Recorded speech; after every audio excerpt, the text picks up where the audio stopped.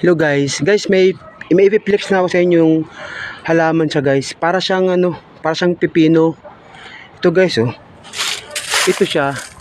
Yan. Hinog na po to siya guys. Hinog na siya pero may mga green. Hinog na yan siya guys eh. Pero may mga green pa dito guys, kadami. Yan guys oh. Yan madami siya guys.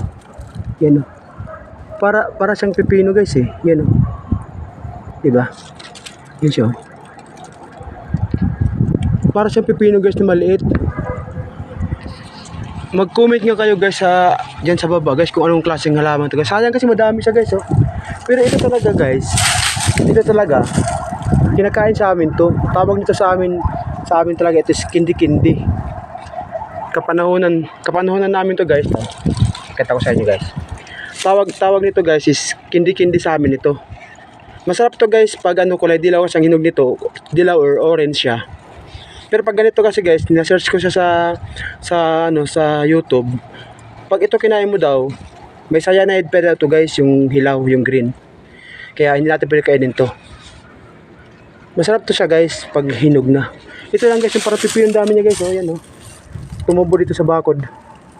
Ang dami guys. Paki-comment nga guys kung kilala niyo tong halaman na to. Sayang kasi, madaming bunga.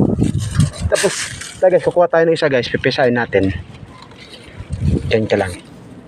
Wait lang ah.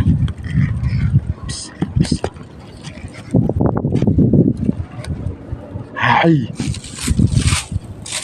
Kita. Ay, tumayo yung cellphone guys eh. Ito mo guys, pipisahin ko ito. Para siyang pipino.